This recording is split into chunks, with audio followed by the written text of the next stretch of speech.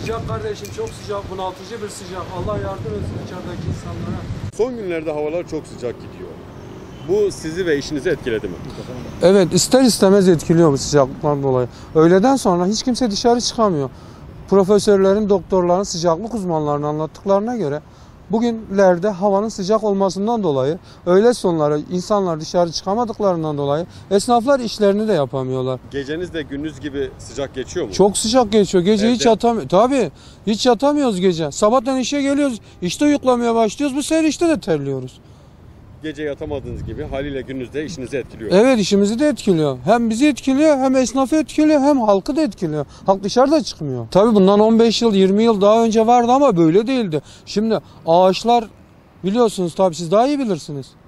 Yeşil alan azaldıkça, betonlaşma çoğaldıkça ondan dolayı sıcaklar artmaya başlar.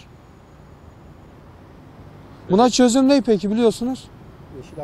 Yeşil alanları daha çoğaltmak, daha güzeltmek, daha etraflarda daha düzgün parklar yapılması, daha yeşil alanların çoğaltılması.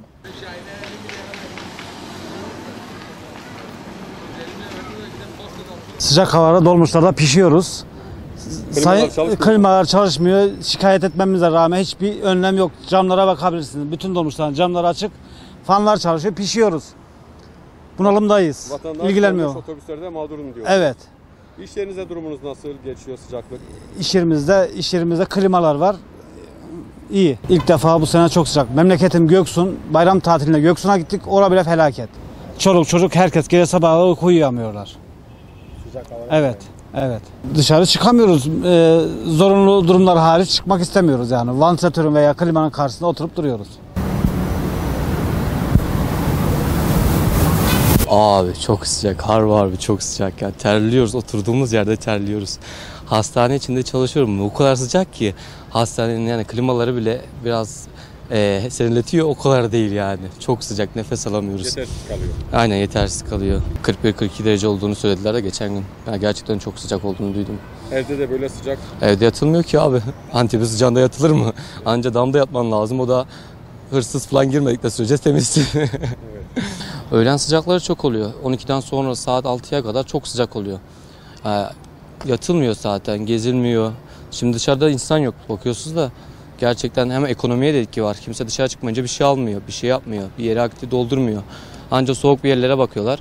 O da biraz zor oluyor yani. Dolu oluyorlar da.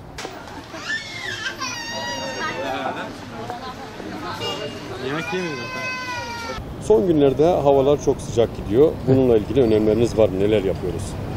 Genellikle güneşe çıkmamaya çalışıyoruz. Özellikle de öğle vakitlerinde. Serin yerlerde, ağaç gölgelerinde kalmaya özen gösteriyoruz. Dediğim gibi yani evden çıkmamaya çalışıyoruz. Gündüz saatlerinde? Evet, gündüz saatlerinde hiç dışarı çıkmamaya çalışıyoruz. İşinizi etkiliyor mu? İşimizi yani klimalı ortamda çalıştığım için çok etkilemiyor beni. Tabii herkes evet, dışarıda çalışan insanlara Allah yardımcı olsun diyorum. Yani bunaltıcı, gerçekten bunaltıcı, sanki dışarı çıkamıyoruz sıcaktan.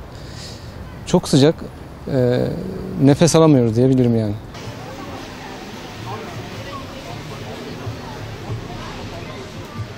Vallahi biz 30 senedir buradayız. Bu kadar sıcak olduğunu ben hiç görmemiştim. En fazla 37-38 dereceler çıkmıştı. Son bugünlerde 43-44'ü görmüş herhalde tahminim olarak. Doğru mudur? Evet. Az bir şey caddeye çıksak şurada çarşıda gezelim diyoruz. Kendimize hemen sağa köşeye gölge bir yer arıyoruz. Yani 10 dakika gezemiyoruz. 10 dakika içinde kendimizi bir ağacın altına atmaya çalışıyoruz. İşinizi etkiliyor mu? İş etkilemez olur mu? Mesela? Çalışamıyorsun güneşin altında. Hemen gölge yeri araştırıyorsun. Etkiliyor bütün. Tabii. Evet. Peki bu sıcaklar için yaptığınız veyahut da önlem aldığınız bir şey var mı? Nerede önlem alacaksın baba? Önlem alacaksın derken dinleniyorsun işte. Kenara çekiliyorsun. Başka önlem alacağın bir şey yok.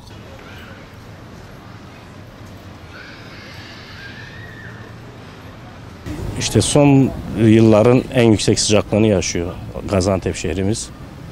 İnsanlar da serinlemek için yeşillik alanları seçiyorlar, parkları tercih ediyorlar. İşte varsa havuzlara gidiyorlar. Budur yani. Daha önce böyle bir sıcaklıkla karşılaştınız. Yani son yıllarda rastlamadık böyle bir şey yani. Son birkaç gündür aşırı derecede sıcaklıklar var. İnsanlar nefes alamıyor yani.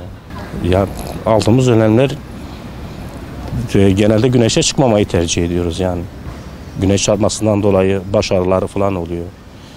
Çocuklarımıza da yansıyor bu.